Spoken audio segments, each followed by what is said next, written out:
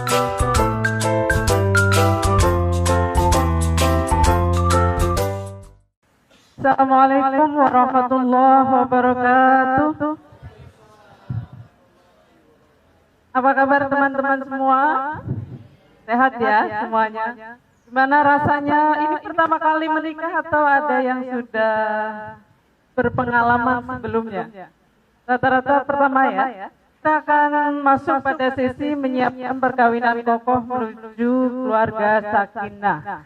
Sesi ini itu kira-kira begini, kalau kita mau melakukan perjalanan jauh, tidak sendiri tapi bersama dengan teman-teman, kemudian kita kumpul merencanakan kira-kira apa dulu yang paling pertama dibicarakan.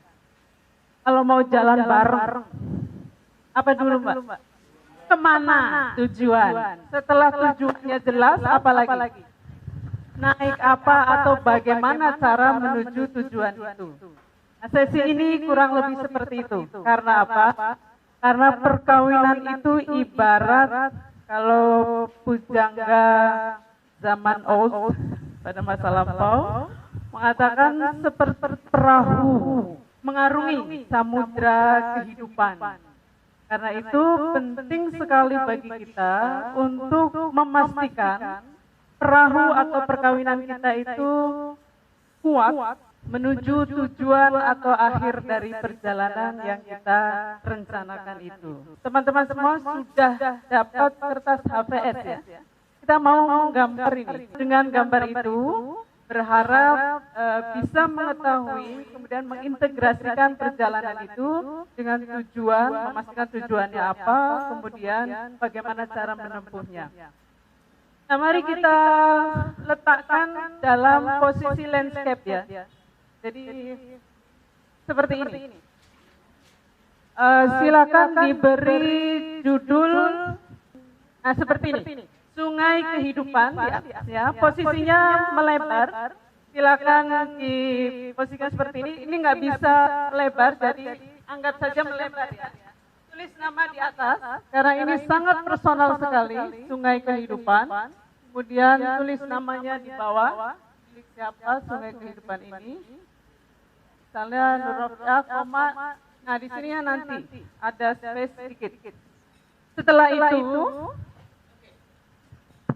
membuat aliran sungai boleh seperti apa saja.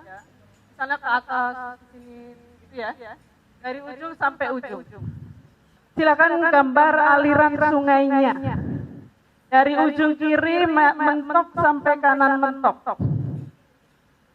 Ini harus bertahap, jadi jangan sampai ketinggalan, nanti prosesnya gambarnya nggak bisa diulang.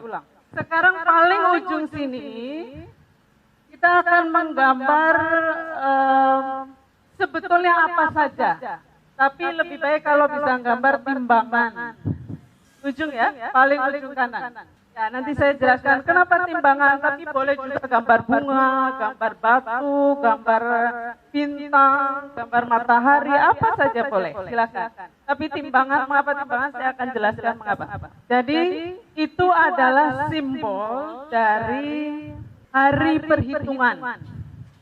Semua perjalanan hidup manusia, itu akan kira-kira semuanya akan mati nanti ya. Setelah semua mati, setelah kiamat, seluruh manusia di dalam keyakinan Islam akan dibangkitkan. Nah dengar ya kita ini ya.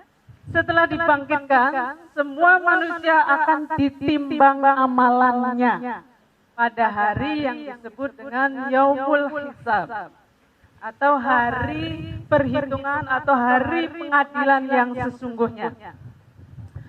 Nah pada hari itu pertanyaan saya adalah silakan digambar mungkin satu kata atau dua kata. Kan ditimbang semua nih satu persatu amalannya ya.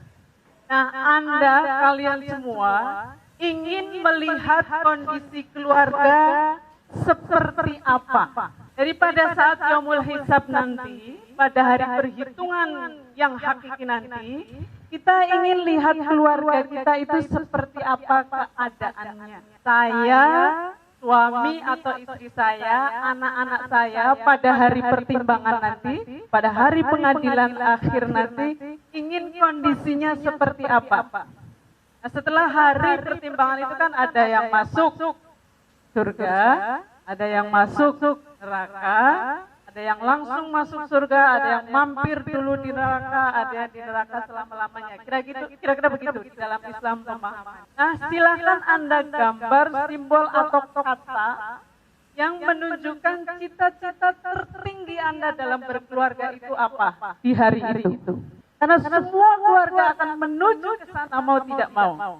Dan Anda ingin kondisi istri, anak-anak, suami itu seperti apa, silahkan digambar. Atau diberi 1-2 kata kalau gambar agak susah. Di bawah timbangannya. Kalau di dalam Al-Quran itu ada wajahnya berseri-seri pada saat itu. Karena apa? Karena timbangan amal baiknya jauh lebih besar dari amal buruknya.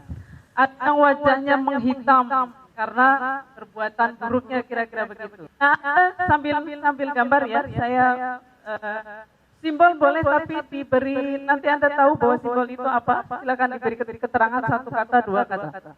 Ada yang disebut orang bangkrut itu apa? Dalam hadis disebutkan, itu orang yang dia berbuat baik banyak sekali, sedekah bermiliar-miliar, jutaan-jutaan gitu ya. Tetapi kemudian dia karena ada hak orang lain yang dia tidak berikan, maka diambil dari amalannya. Sehingga sampai 0 bahkan minus. Ini adalah yang disebut orang bangkrut, kira-kira begitu. Dan pada hari itu juga digambarkan di dalam Al-Quran, Al-yawma nakhtimu ala afwahihim wa tukallimuna aydihim wa tashhadu arjuluhum bima kanu yaksibun. Daripada saat itu mulut terkunci, tangan bersaksi, kaki bersaksi atas semua yang kita perbuat.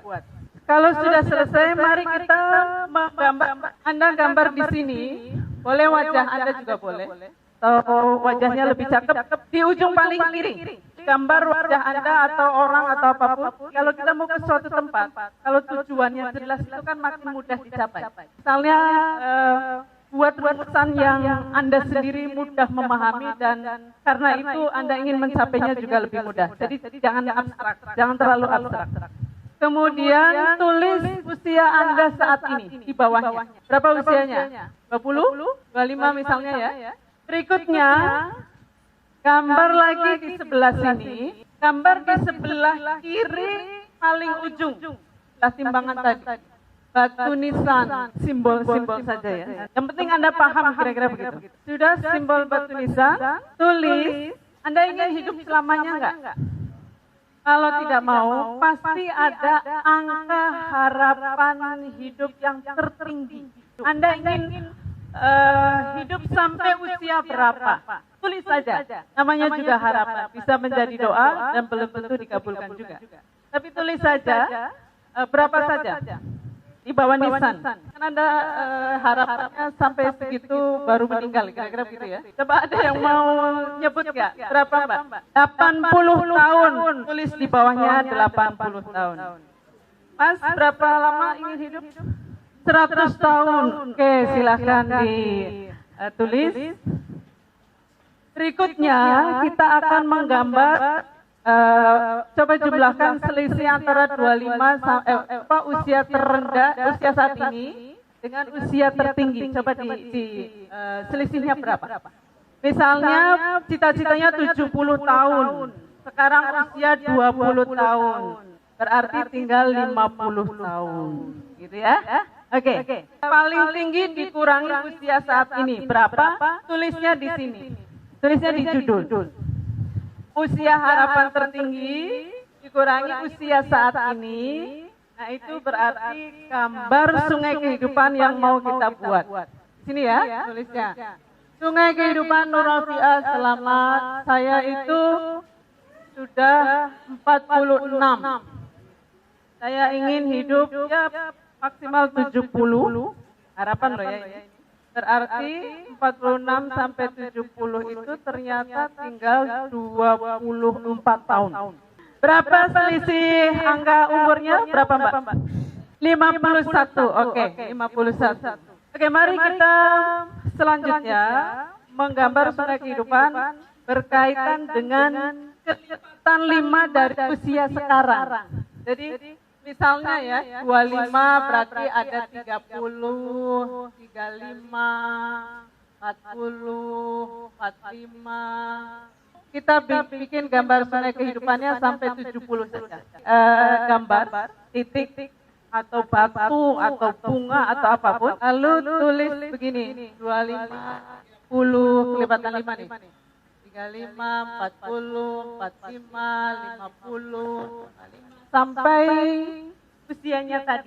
Ya, 28, misalnya sekarang 28, berarti titik kedua adalah 33, 38, 43, 48, 53, pokoknya kelipatan 5 dari usia sekarang. Tulis saja nih Mbak, 5 tahun pertama, kedua, ketiga, keempat, kelima, keenam, sampai akhir. Bagus sekali. Cara menggambar. Oke, silakan Anda merenungkan 5 tahun pertama perkawinan itu prioritas utamanya apa? Satu saja. Kan bisa lanjutin pendidikan, bisa karir dulu, bisa anak, bisa rumah, bisa kendaraan, bisa macam-macam. Nah, Anda silakan meletakkan satu prioritas saja. Angka itu Anda bisa di bawah begini. 5 tahun pertama, kedua, sampai akhir. Jadi 5 tahun pertama itu prioritasnya apa? 1 sampai 2. Silakan. Kalau tidak muat, Anda bisa di bawah sini. Dibuat 1, 2, 3, 4, 5. Ini 5 tahunan. Jadi 5 tahun pertama berarti sampai mulai usia sekarang sampai 5 tahun berikutnya prioritas hidup saya adalah apa? 5 tahun kedua prioritas saya adalah apa lagi? 5 tahun ketiga apa lagi? Sesuaikan dengan cita-cita ini, cita-cita terbesar bagi keluarga tadi. Jadi kan pasti ingin kan kondisi keluarganya baik di yaumul hisab. Rumusan ini harus mengarah ke sana juga. Gitu. Sekolah supaya apa? Tidak hanya supaya pintar, tetapi supaya pintar dan berbuat baik sebanyak-banyaknya dengan ilmu itu. Punya kendaraan bisa nggak mengarah ke surga atau sebaliknya ke neraka? Kedua-duanya kan? Nah, makanya punya mobil supaya lebih apa. Gitu. Jadi kita punya cita-cita, tapi juga punya kewajiban untuk memantaskan diri. Pengen masuk surga tapi maksiat, terus berarti tidak memantaskan diri. Pengen anak-anaknya soleha tapi tidak memberi contoh, berarti tidak memantaskan diri. Nah ini tahap 5 tahunan ini. Monggo disesuaikan dengan cita-cita tertinggi. Karena 5 tahunan itu adalah cita-cita antara menuju cita-cita tertinggi nanti. Ya ini personal sekali. Jadi masing-masing tidak terkait dengan bagaimana maunya pasangan kita. Betul-betul peta perjalanan Anda sebagai individu. Rencana adalah rencana. Kita merencanakan, insya Allah kalau baik diridhoi dan akan terjadi. Kira-kira sungai kehidupan adalah seperti itu. Supaya apa? Supaya banyak terjadi begini. Orang menikah itu kan seperti tadi ya kendaraan. Dia pergi, nikah tidak ada tujuan sama sekali. Nikah hanya karena yang lain nikah. Gitu. Itu sama dengan mau kemana keluarin kendaraan, mau pergi kemana, karena yang lain pergi aja makanya saya pergi. Padahal perjalanan perkawinan itu sangat penting sekali. Sayangnya kita seringkali sibuk dengan persiapan resepsinya, bukan tidak penting, itu juga penting. Tapi persiapan jangka panjangnya itu tentu saja jauh lebih penting. Kalau ada cita-cita haji, misalnya teman-teman cita-cita haji ya. Saya tidak tahu sekarang itu antriannya berapa tahun. Kalau sudah berapa? 12 tahun. Itu berarti Anda harus merencanakan dari sekarang. Mau haji di tahun berapa? Itu 12 tahun sebelumnya minimal sudah daftar. Baik teman-teman sekalian, boleh sambil dilengkapi nanti. Sekarang kita akan melihat bagaimana prinsip di dalam Islam terkait dengan posisi kita sebagai manusia. Jadi di dalam Islam itu setiap tindakan punya komitmen ganda. Karena kita juga punya status melekat yang ganda. Dua status melekat dan dua tanggung jawab melekat yang ada di dalam diri manusia. Pertama adalah tanggung jawab atau komitmen vertikal kepada Allah. Jadi semua tindakan kita, termasuk timbangan-timbangan tadi, tidak hanya menurut perspektif manusia, ketahuan atau tidak, tetapi semuanya adalah disaksikan oleh Allah dalam setiap tindakan kita. Karenanya ini menyangkut status kita sebagai hamba Allah yang melekat. Itu sudah ada sejak kita diciptakan, kita adalah hanya boleh menghamba kepada Allah. Makanya setiap manusia dimanapun, dalam relasi apapun, itu tidak boleh memperhamba atau sebaliknya diperhamba oleh sesama manusia atau makhluk lainnya, atau oleh benda-benda, oleh jabatan, oleh harta, oleh nafsu seks dan lain sebagainya. Kita adalah hanya boleh menghamba kepada Allah. Dalam rumah tangga, skemanya tidak begini. Tidak begini ya. Ini relasi suami istrinya tidak begini.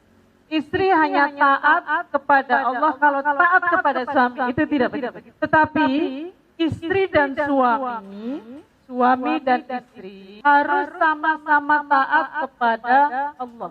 Suami tidak boleh menuntut ketaatan mutlak kepada istri, istri juga tidak boleh menuntut ketaatan mutlak dari suami. Karena ketaatan mutlak itu hanya kepada Allah. Begitu juga sebagai orang tua. Tidak ada ketaatan mutlak. Mutlak itu artinya adalah gak boleh menolak sama sekali walaupun itu maksiat. Itu tidak ada. Harus ditolak justru. Tidak ada ketaatan mutlak anak kepada orang tua. Dan tidak ada juga ketaatan mutlak orang tua kepada anak. Karena suami dan istri orang tua anak itu relasinya dinamis sekali. Kadang suami kuat, istri lemah. Kadang sama-sama kuat, kadang istrinya justru lebih kuat. Kita tidak pernah tahu. Karena perjalanan perkawinan itu sangat panjang sekali. Kita harapkan sampai mati. Waktu nikah misalnya ya, miskin, lalu kaya, kayaknya nggak bareng gitu berproses. Nanti bisa berubah secara mental. Lihat istrinya sebagai satu-satunya yang paling, atau istri suaminya sebagai yang paling ganteng di dunia ini, begitu jatuh miskin beda lagi. Nah itu tidak, itu artinya adalah bagian dari gimana kita bisa kuat ini suami dan istri itu sama-sama kerjasama untuk berjalan di jalan Allah apapun yang terjadi. Karena banyak orang yang miskin bisa taat, kaya raya tidak bisa. Ada sebaliknya. Ketika miskin banyak maksiat, ketika kaya raya sebaliknya juga seperti itu. Tapi pada prinsipnya sebetulnya adalah suami istri harus taat kepada Allah dan keduanya tidak diperbudak oleh harta, oleh seks, oleh jabatan dan oleh keturunan misalnya. Itu tidak boleh menjadi dasar dalam relasi dengan orang lain sebagai satu-satunya dasar. Karena semuanya harus tunduk kepada Allah. Nah, yang status itu, status melekat itu terkait juga dengan status horizontal ini. Pada seluruh manusia termasuk kepada suami dan istri nanti ya. Ini adalah status sebagai khalifah.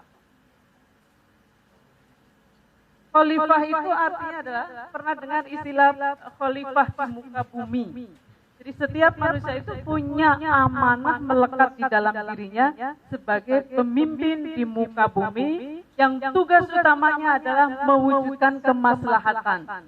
Itu melekat di mana-mana, harus mewujudkan kemaslahatan, kira-kira begitu. Sehingga laki-laki dan perempuan itu kalau di dalam Al-Quran disebutkan wal mu'minuna wal mu'minatu ba'duhum awliya'u ba'din.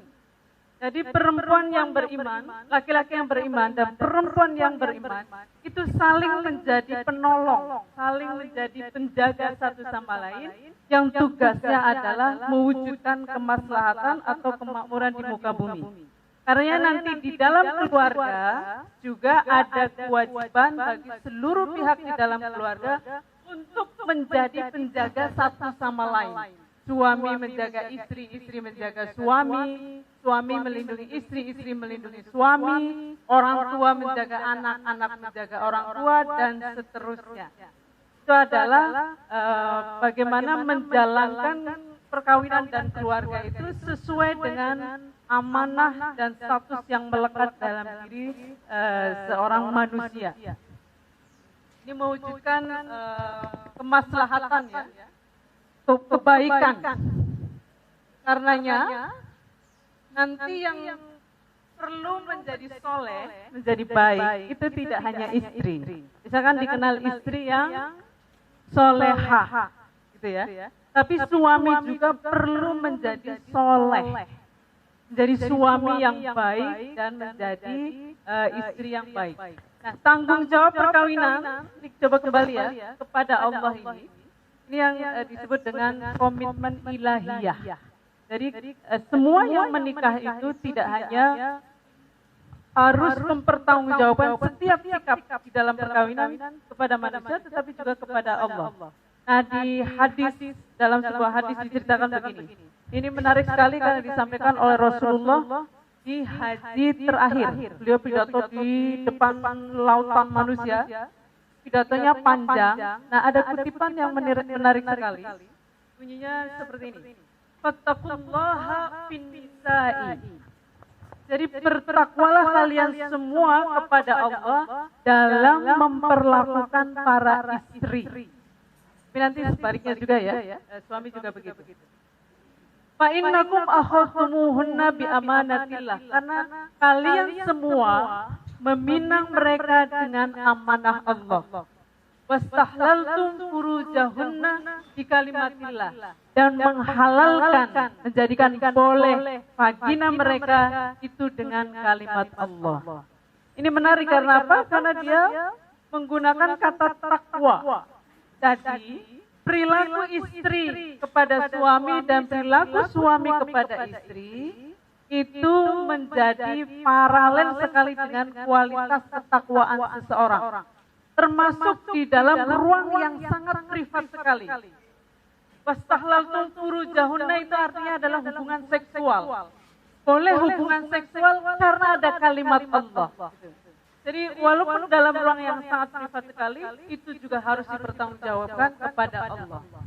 Komitmen ganda ini penting karena apa? Hanya perlu bertanggung jawab kepada manusia. Misalnya suami hanya perlu mempertanggungjawabkan perilakunya kepada istri. Istri hanya perlu mempertanggungjawabkan perilakunya kepada suami. Maka akan ada banyak sekali waktu, kesempatan di mana suami tidak bersama istri, istri tidak bersama suami. Betul tidak? Nah, pada saat tidak ada suami atau istri padahal dia hanya mau bertanggung jawab kepada dia, maka sangat mungkin kemudian khianat dari tanggung jawab itu. Karena suami dan istri tidak lihat, tidak saling melihat. Secinta apapun, nggak mungkin suami istri itu nempel, tidak mungkin. Kecuali kembar siam nempel. Kalau ini kan tidak.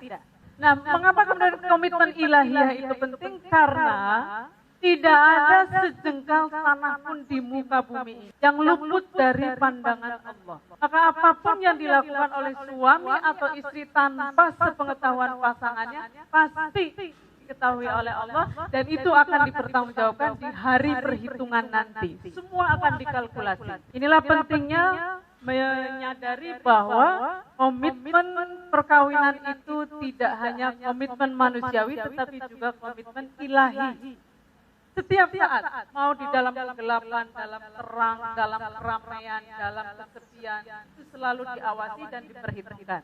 Kalau dulu belajar di madrasah, ada malaikat yang mencatat amal baik, ada malaikat yang mencatat amal buruk. Itu otomatis kira-kira seperti itu. Sehingga meskipun orang bisa membohongi pasangannya, tetapi selalu ada catatan dan Allah Maha Tahu.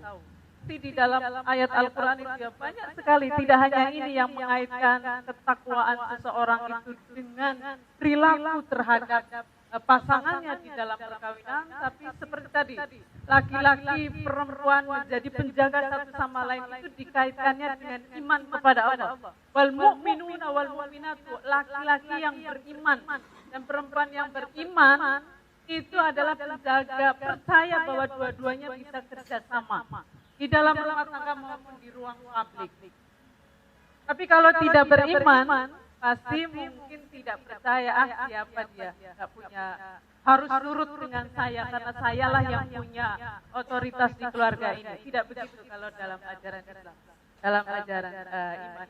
Dan di dalam Al-Quran juga, di hadis-hadis, iman itu selalu berkait erat dengan amal soleh. Orang yang beriman itu kan di hati ya, tidak tahu, hanya Allah yang tahu. Tapi tanda dari iman itu, dan iman sifatnya fluktuatif, naik turun. Tandanya apa? Adalah amalnya, dan itu kelihatan sekali. Kita pun bisa menilai iman kita sedang naik atau turun, itu melalui, kalau kita mungkin karena tahu hati kita ya, tapi indikasinya adalah kalau orang lain, iman atau refleksi diri lagi naik atau turun, itu adalah kita sedang berbuat baik atau sedang berbuat buruk. Gitu. Kalau berbuat baik, imannya sedang naik. Kalau berbuat buruk, imannya blosor, jatuh. Masuk masjid mungkin naik ya, itu keluar ambil sendal orang, turun gitu karena melakukan sujud. Dalam menempuh atau mewujudkan cita-cita 5 tahunan sampai akhir yaumul qiyamah, itu harus selalu dipikirkan apakah setiap tindakan bisa dipertanggungjawabkan kepada Allah dan bisa dipertanggungjawabkan kepada manusia. Kalau manusia, tentu saja manusia yang terkait. Kalau dalam perkawinan kepada pasangan, kepada anak nantinya, kepada orang tua dan mertua, dalam lingkup yang lebih tinggi adalah sesuai dengan kepantasan masyarakat atau tidak. Lalu yang lebih tinggi adalah negara misalnya, bahwa negara itu mewajibkan pencatatan perkawinan, maka perkawinan mesti juga diterima atau disahkan atau legal menurut negara dan dipertanggungjawabkan. Kalau sebagai warga negara, maka setiap tindakan dalam perkawinan itu juga tidak boleh melanggar undang-undang yang berlaku di negara tersebut. Ada yang mau bertanya sampai sini? Boleh loh, tidak apa-apa. Ada yang mau bertanya? Oke, kalau tidak, betapa pentingnya mewujudkan keluarga yang baik atau sakinah itu karena akan dia berpengaruh ke komunitas yang lebih tinggi. Kalau dalam ilmu sosial, keluarga itu adalah unit sosial yang terkecil. Jadi kira-kira gambarnya begini, ini ada lingkaran pengaruh ya. Lingkaran pengaruh. Kalau di dalam agama disebutnya individu yang soleh atau solihah. Sekali lagi tidak hanya istri yang perlu solehah, suami juga perlu soleh.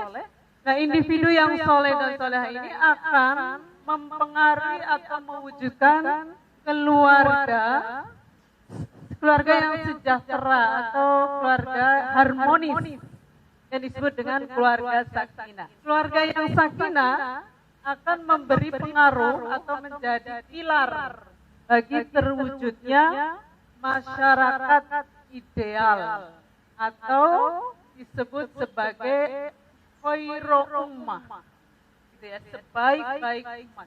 Masyarakat yang baik, kemudian ada masyarakat baik gitu ya, dia akan menunjang terwujudnya negara yang indah atau dalam agama disebut dengan baldatun thayyibah. Dan terakhir, negara-negara yang indah, makmur, itu akan menunjang kehidupan global yang penuh rahmat. Ini yang disebut dengan rahmat atau anugerah bagi semesta. Jadi jangan dikira bahwa perkawinan itu tidak penting, sangat penting sekali. Karena dia menjadi pilar bagi kehidupan yang lebih luas lagi.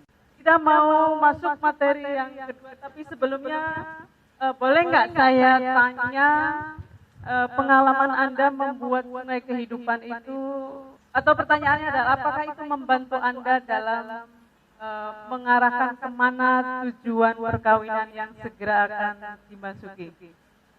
Membantu atau tidak? Cukup membantu. Merasa dibantu karena apa? Boleh tanya?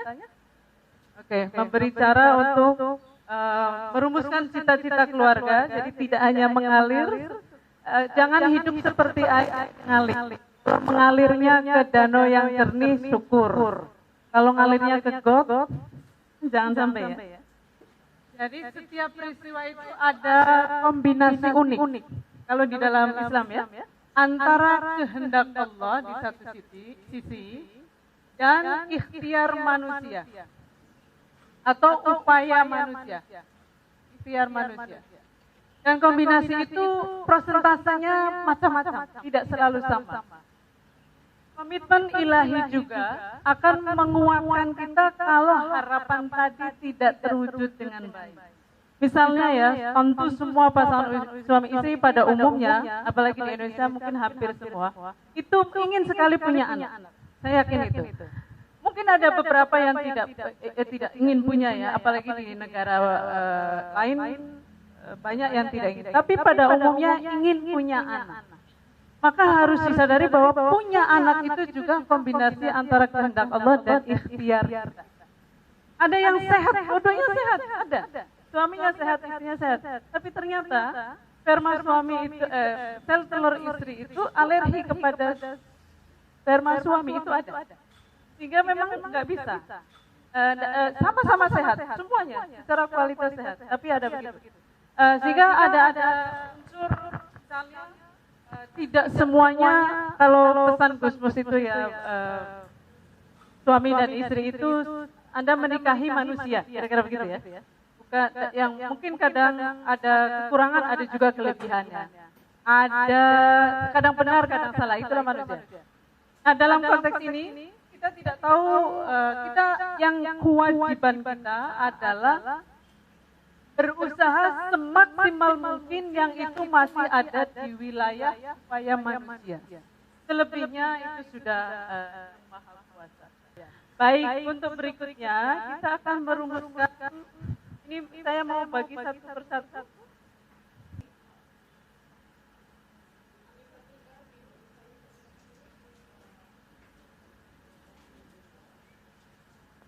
Kita mulai dari kuning ya, kuning.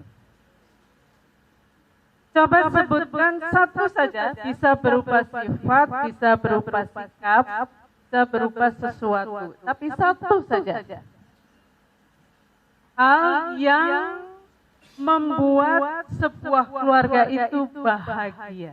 Sebutkan satu hal, bisa berupa sikap, bisa berupa sifat, bisa berupa barang, yang membuat keluarga itu bahagia. Yang kuning ya, silakan ditulis. Satu hal saja, kemudian tempel di sini. Satu hal bisa sifat, bisa sikap, bisa juga sesuatu materi, barang dan lain sebagainya yang mengurangi kebahagiaan keluarga, menghambat kebahagiaan keluarga, atau bahkan mengubah kebahagiaan keluarga menjadi kesengsaraan. Itu untuk yang biru. Yang kuning satu hal, bisa sifat, sikap, barang, sesuatu atau apapun yang mewujudkan kebahagiaan keluarga.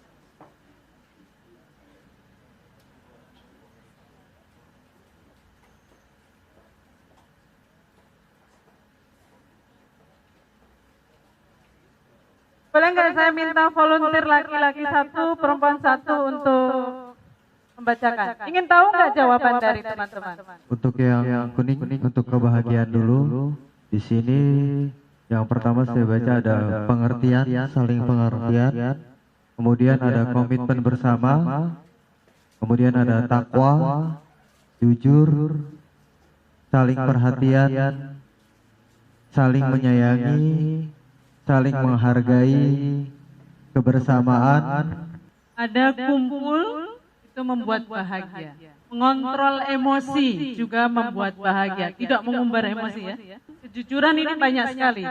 Jadi rupanya kejujuran ini mungkin ya jadi fondasi yang sangat kuat sekali. Bahwa itu semua orang mengharapkan kejujuran pasangannya. Dan itu membuatnya bahagia. Membuat kebahagiaan luntur di dalam keluarga. Silakan Mbak. Di sini ada kebohongan, egois, selingkuh, pertengkaran atau perselisihan. Terima kasih, boleh dong tepuk tangan buat dua teman kita yang sudah mau volunteer. Kira-kira bisa disimpulkan nggak dari sini apa? Sesuatu yang membuat bahagia itu kalau apa? Kalau terbuka. Kalau apalagi, bisa nggak disimpulkan kalau setiap orang itu bisa mengeluarkan semua potensi positifnya di dalam dirinya, gitu ya. Karena setiap manusia itu diberi kecenderungan untuk yang baik dan diberi kecenderungan untuk yang buruk. Ini bedanya manusia dengan malaikat. Kalau malaikat baik terus, juga bedanya dengan jin, setan, buruk terus, gitu ya. Manusia punya dua potensi. Nah, kebahagiaan itu kalau keluarga, kehidupan dalam keluarga, dalam perkawinan itu mampu mengeluarkan energi positif dari setiap orang yang ada di dalamnya. Oh, tidak hanya energi, tapi juga potensi positif yang ada di dalam dirinya dan mengerem potensi negatif yang ada di dalam dirinya. Nah, ini ternyata ada konsepnya di dalam Islam yang disebut dengan keluarga sakinah. Keluarga sakinah itu sebenarnya secara literal adalah keluarga yang harmonis. Gambarannya seperti apa ya ini? Gambarannya. Yang positif-positif itu dan yang negatif-negatif itu adalah yang sebaliknya.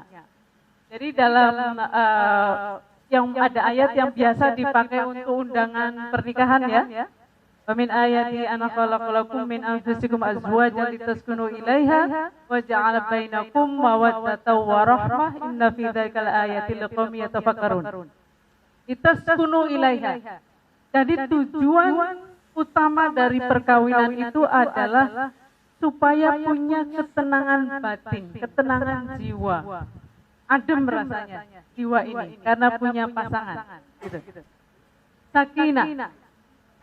Sakinah itu syaratnya adalah mawaddah warahmah.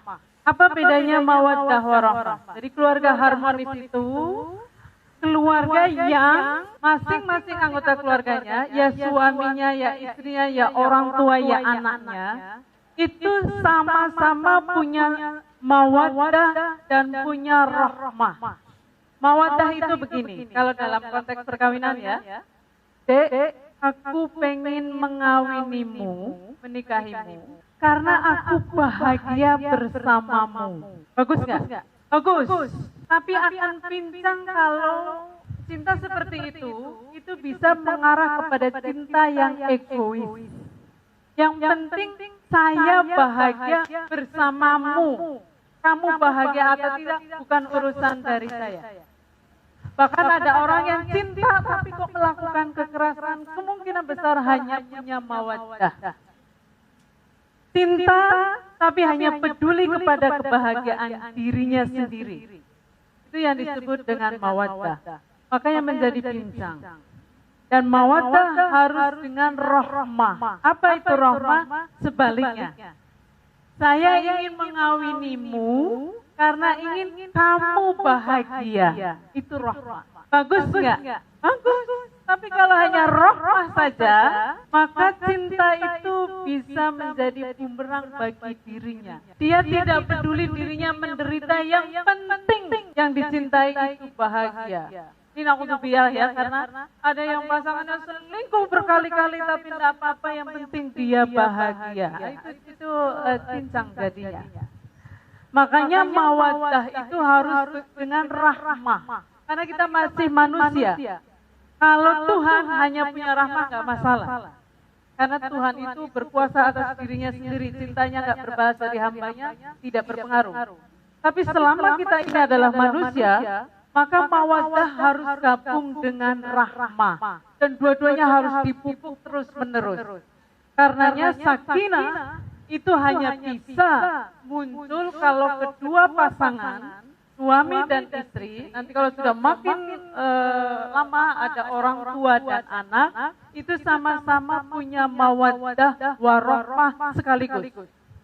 Yaitu cinta yang membuat dia sendiri bahagia dan juga membahagiakan pihak lain yang dicintai. Jadi tidak hanya satu.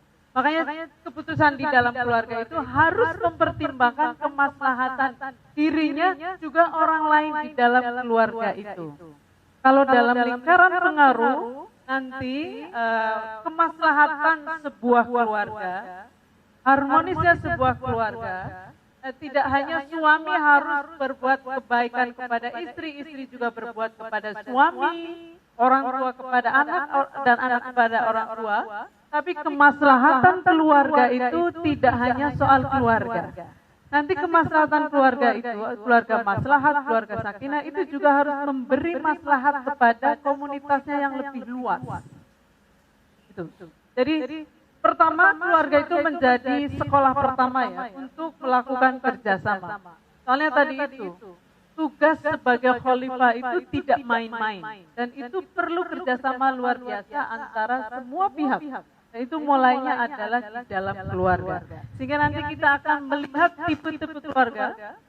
Ada keluarga yang subur sekali, ibarat tanah. Dia menumbuhkan semua potensi baik yang ada di balik tanah itu. Tumbuhan bisa cepat sekali tumbuh ya, dan bagus tumbuhnya. Ada keluarga yang gersang. Keluarga yang gersang itu keluarga yang kadang dalam titik ekstrimnya adalah mematikan potensi baik dari seluruh anggota keluarganya. Tadinya istrinya pinter banget memimpin, lalu pokoknya alasan apa enggak boleh sama sekali, misalnya begitu ya. Mau keluar rumah saja takut nanti dimarahin, itu juga mungkin bisa dipikirkan model-model itu harus mulai jangan terjadi kira-kira tidak. Jadi menumbuhkan itu ya laki-laki membuat istrinya berkembang dengan baik, istrinya juga memberi ruang, memberi kesempatan, bahkan saling support untuk bisa mewujudkan atau potensi masing-masing itu bisa berkembang dengan maksimal.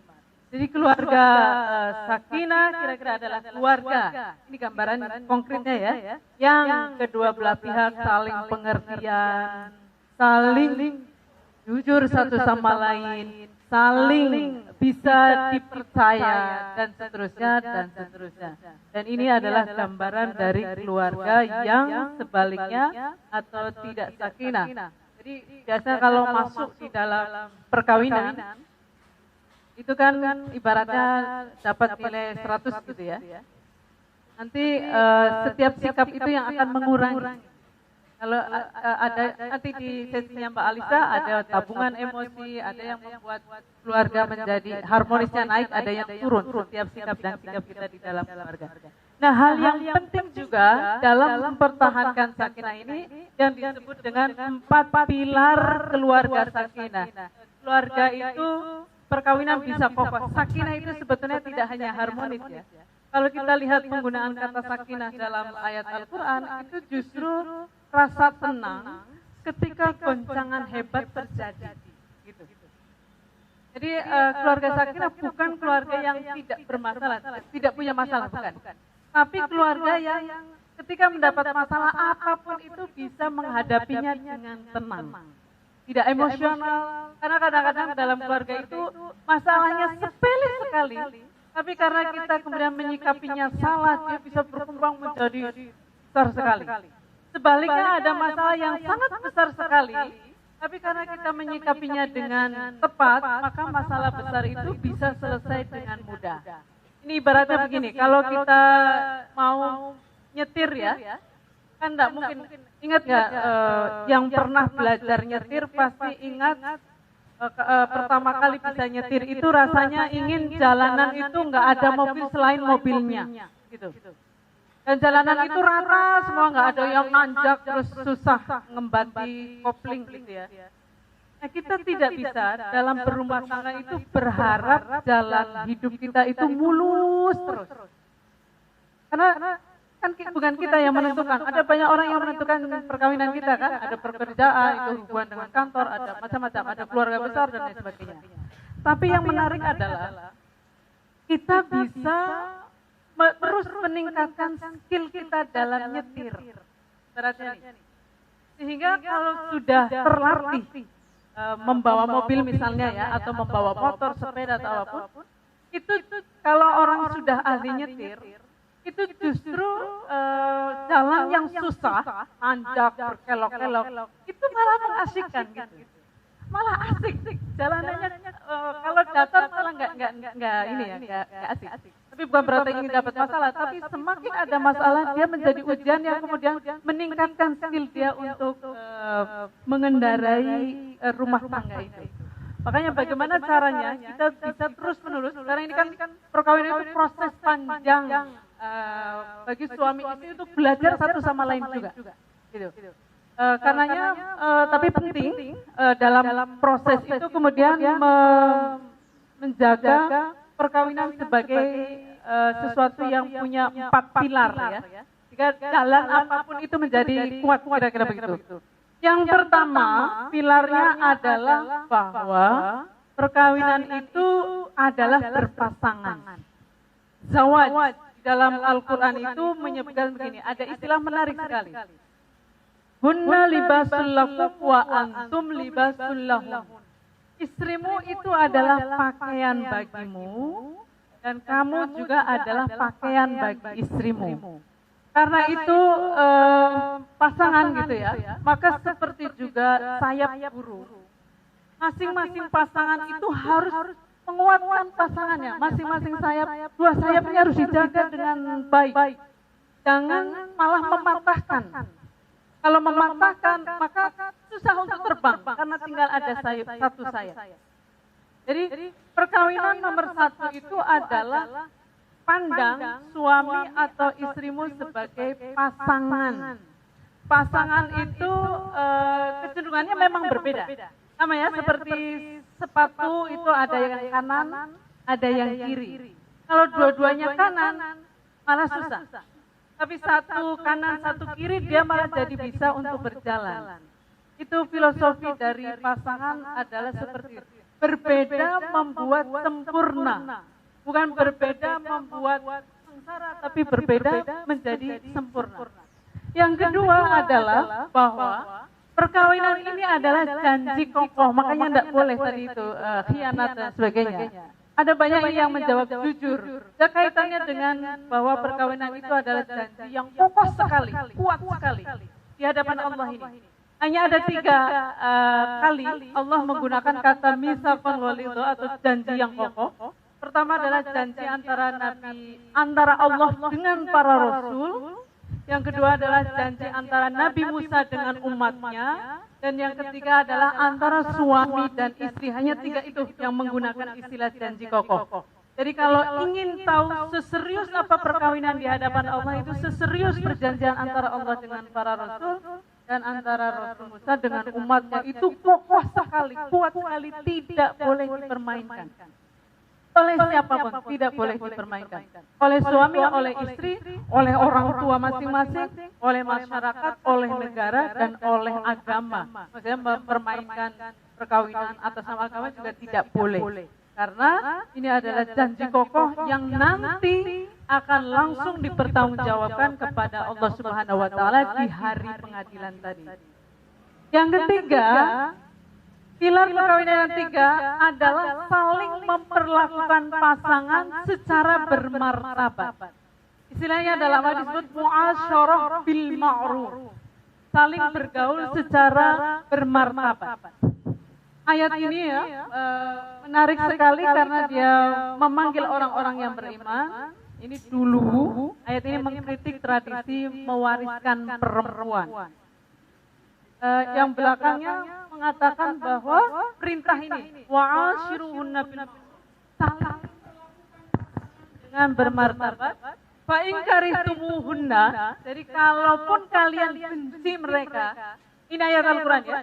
Kalaupun kalian benci mereka, maka siapa tahu Allah memberikan kebaikan yang banyak pada orang yang kamu benci itu. Hanya karena benci kadang itu menutup mata dari semua kebaikan yang dibenci, betul tidak? Benar ya? Diingatkan bahwa wa'ashiruhunna bil ma'ruf, perlakukan pasangan dengan ma'ruf. Ma'ruf itu sudah tingkat yang paling tinggi. Karena tingkat yang pertama katanya, kalau kita mau melakukan sesuatu itu pertama halal atau tidak, boleh atau tidak. Maka halal dulu. Yang kedua adalah baik atau tidak. Maka harus halal sekaligus baik. Ibaratnya gini, durian itu halal atau tidak? Durian. halal ya. Kalau Anda kolesterolnya tinggi, tensinya tinggi, bagus nggak durian itu? Tidak bagus. Nah itu contoh halal tidak baik. Ma'ruf itu lebih tinggi lagi dari sekedar baik. Dia adalah layak, pantas. Jadi ada sesuatu kebaikan tapi kadang menurut norma tertentu tidak pantas. Contohnya adalah misalnya boleh nggak laki-laki pakai celana begini misalnya ya? Menurut agama juga boleh karena auratnya hanya dari pusar sampai lutut kira-kira begitu. Tapi pantas nggak Anda kesini hanya pakai sarung, nggak pakai kaos, nggak pakai, ya itu ya tidak baik, ya tidak pantas. Dan ini memerintahkan untuk memperlakukan pasangan secara layak. Berarti boleh, baik, dan pantas. Yang keempat adalah musyawarah. Musyawarah itu kira-kira adalah berdialog, selalu mendengar dan memutuskan bersama. Di sini contoh ayatnya sebetulnya tentang memberi ASI, air susu ibu. Hanya istri yang bisa memberikan, laki-laki tidak bisa kan? Karena dia tidak memproduksi air susu ibu. Tapi di sini disebutkan bahwa menyikapinya itu bisa dengan musyawarah. Artinya kapan seorang ibu itu harus menyapi anaknya, itu diperbolehkan. Memang dianjurkan sekali 2 tahun, tetapi tidak boleh memaksa istri yang kondisinya misalnya lemah harus bagaimanapun harus memberikan 2 tahun, tidak bisa begitu. Dan kapan menyapinya juga diberi ruang untuk musyawarah. Jadi dalam hal-hal yang sifatnya hanya perempuan saja yang bisa mengeluarkan itu ASI pun ada ruang untuk musyawarah. Apakah akan disusukan langsung atau disusukan melalui perempuan lain? Kalau zaman dulu begitu, di zaman Arab. Hanya ada istilah saudara satu susuan. Ada seperti ini. Mungkin kalau sekarang ya apakah akan disusui langsung oleh ibunya? Apakah melalui formula? Ini harus dipertimbangkan kemaslahatan bagi seluruh pihak, baik ibu, suami, maupun anak. Ya, terakhir kita akan diskusi. Sampai sini ada yang mau bertanya? Bolehkah saya ngecek 4 pilar perkawinan itu apa saja? 1, berpasangan. Yang kedua, janji kokoh. Yang ketiga, saling memperlakukan pasangan secara bermartabat. Dan yang keempat, musyawarah. 4 pilar ini akan menjadi dasar dari seluruh rangkaian materi berikutnya.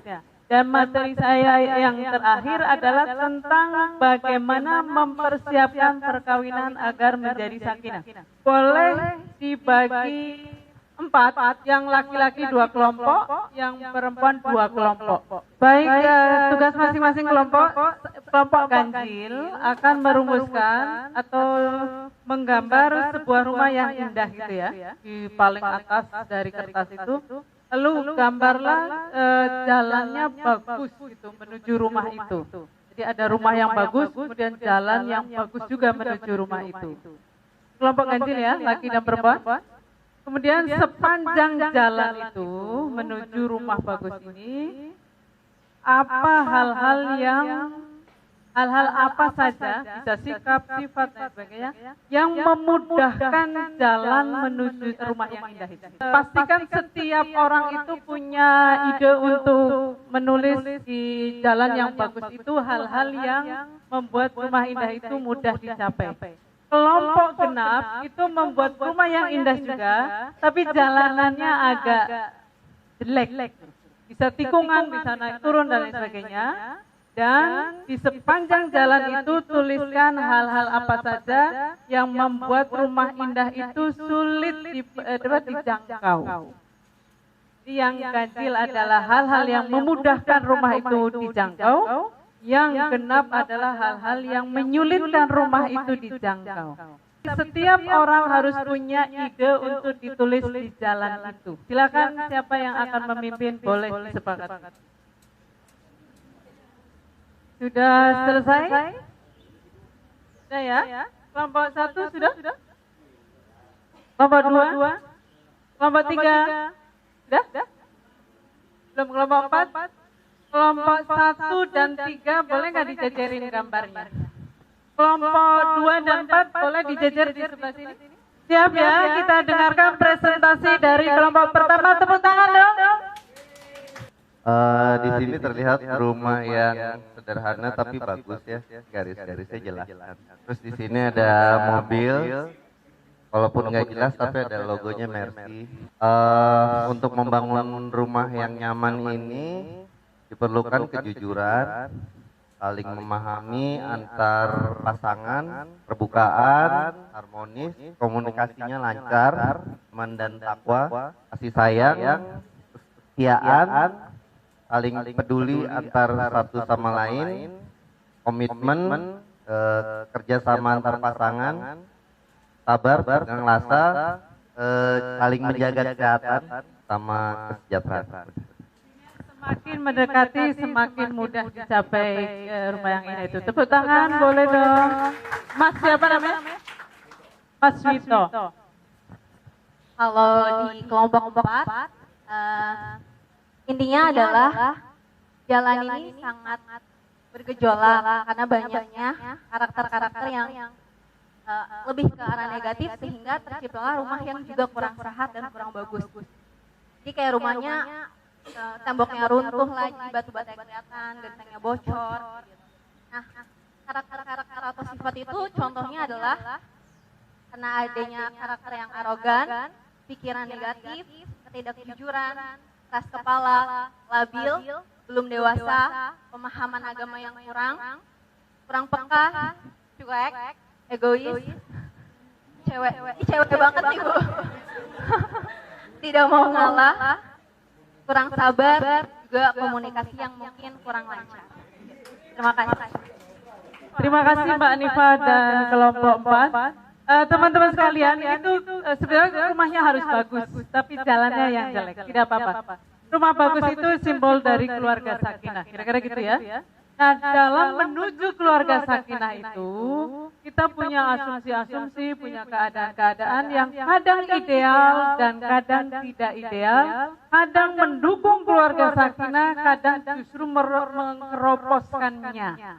Nah, sekarang bagaimana kita melakukan proses sehingga kekuatan, kelemahan dan sebagainya itu bisa diproses dan mendukung terbangunnya perkawinan yang akan segera dimasuki dan melahirkan keluarga sakinah.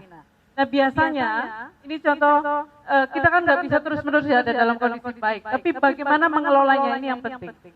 Ada konsep yang disebut dengan kafa'ah. Kafa'ah itu sekufu.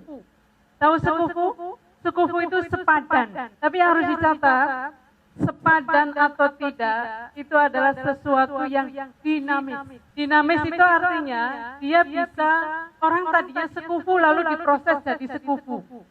Orang tadinya sekufu tapi karena tidak menjaga jadi tidak sekufu. Tetapi tidak apa-apa karena persiapan menuju perkawinan dan perkawinannya itu sendiri adalah proses terus-menerus untuk belajar dan proses terus-menerus untuk menerapkan dua amanah melekat itu sebagai khalifah dan sebagai hamba.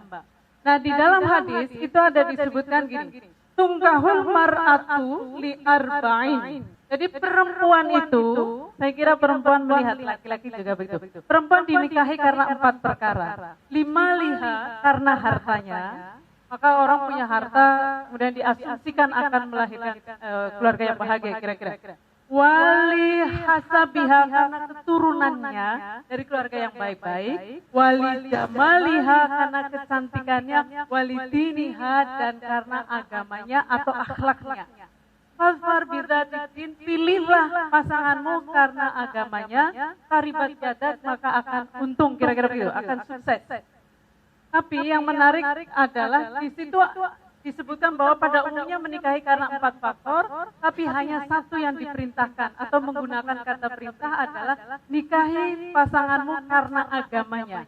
Bukan hanya agama di KTP ya, karena agama itu berkait erat dengan iman dan amal soleh. Itu artinya adalah dengan akhlak. Janganlah la tazawwajun nisa li husnihinna. Jangan menikahi perempuan karena kecantikannya, karena sangat mungkin kecantikannya itu justru akan merusak mereka. Karena cantik kemudian bawaannya ingin tebar pesona. Yang laki-laki juga, jangan menikahi pasangan karena gantengnya. Kalau ganteng bonus gitu kira-kira. Tapi jangan ganteng itu kemudian jadikan acuan untuk saya menikah dengan dia. Ganteng akhlaknya boleh. Jangan juga karena hartanya, karena bisa jadi harta itu malah membuat sesat. Jadi menikahi pasanganmu kaya tidak apa-apa, tapi jangan karena dia kaya. Nanti hubungannya dengan yang agamanya. Dan akan tetapi nikahilah berdasarkan agamanya. Seorang budak perempuan berkulit hitam, bahkan telinganya robek, tapi punya agama atau akhlak yang baik, itu jauh lebih utama. Ini tuntunan dalam mencari pasangan. Juga tuntunan untuk memproses sekufu tadi itu. Agama atau akhlak yang baik, iman dan amal soleh, itu akan menentukan cara pandang terhadap tiga yang lain. Kesempurnaan fisik, harta, dan keturunan itu bisa berubah. Tetapi akhlak yang baik akan bisa menyikapi perubahan itu secara arif. Misalnya waktu nikah, keturunan baik, begitu menikah, ternyata koruptor, langsung nama baik keluarga menjadi jatuh. Tapi iman yang kuat, akhlak yang kuat tidak akan merontokkan perkawinan, tapi bagaimana menyikapi itu dengan baik. Jadi pada prinsipnya nanti adalah bukan masalah yang membuat keluarga itu sakinah atau tidak, tapi cara kita menyikapi masalah itu yang kemudian menentukan apakah sakinah di dalam keluarga itu bisa dipertahankan atau tidak. Bukan soal kesempurnaan fisik, bukan soal keturunan, bukan soal harta, tapi cara kita menyikapi harta dengan baik yang menjadi hasil dari agama yang baik, itulah yang akan menentukan sakinah atau tidaknya sebuah perkara. Kira-kira begitu ya. Jadi dan terakhir saya akan minta Anda pindah lagi berpasangan, karena Anda akan diskusi bersama pasangan Anda. Nanti akan ada pertanyaan untuk diskusinya. Boleh ya, gerak lagi ya. Terakhir nih, habis itu kita bubar. Bubar untuk istirahat. Silakan temukan pasangan masing-masing, jangan keliru. Masih ingat nggak? Yang tidak bawa pasangan boleh berpasangan dengan yang tidak berpasangan. Bawa sungai kehidupannya masing-masing, karena itu akan menjadi acuan untuk diskusi. Oke, bawalah sungai kehidupan masing-masing. Kemudian diskusikan, lalu rumuskan bersama cita-cita tertinggi keluarga di yaumul hisab nanti. Jadi awalnya kan tadi cita-cita pribadi nih. Nah sekarang dialogkan dengan pasangan, lalu rumuskan bersama cita-cita tertinggi. Yang kedua, jadi rumuskan saja satu kalimat. Mungkin kami ingin sebagai suami istri, kami ingin nanti pada saat yaumul hisab melihat keluarga kami dalam kondisi bla bla bla gitu. Yang kedua, target 5 tahunan, silakan dibicarakan. Kemudian target 5 tahunan personal menjadi target 5 tahunan marital. Jadi bersama target 5 tahunan. Dan yang ketiga yang penting sekali adalah panca harapan di 5 tahun pertama perkawinan. Jadi sebutkan dalam 5 tahun kami berdua ingin memprioritaskan atau punya harapan 5. Itu tidak harus berupa barang. Bisa misalnya ya, kalau pergi selalu saling izin, dimanapun berada, kasih tahu, misalnya gitu, itu janjian. 5 harapan, 5 kesepakatan. Dalam 5 tahun pertama berusaha untuk apa? Karena sangat mungkin anaknya anak tunggal, ibunya sendirian. Maka mungkin bisa tahun pertama sama ibu, tahun kedua pelan-pelan ibunya disapih, bisa juga begitu. Jadi 5 tahun pertama yang real, Anda ingin apa bersama pasangan?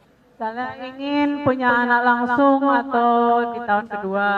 Ini contoh cita-cita keluarga tertinggi sekali di hari perhitungan. Silakan. Yang pertama adalah bisa berkumpul kembali pasti Bu. Kemudian di situ keluarga berkumpul kembali, kemudian bahagia dan semua isi anggota keluarga memancarkan cahaya wajahnya. Itu contoh ya, contoh rumusan bahwa nanti pada hari di akhirat itu seluruh keluarga kumpul kembali, wajahnya berseri-seri karena bahagia, Dan kira-kira habis itu karena timbangannya amal baiknya berat sehingga sama-sama berkumpul kembali di surga. Oke, karena waktunya tidak memungkinkan, jadi nanti silakan dilanjutkan ya. Saya sarankan sungai kehidupan ini disimpan. Simpan.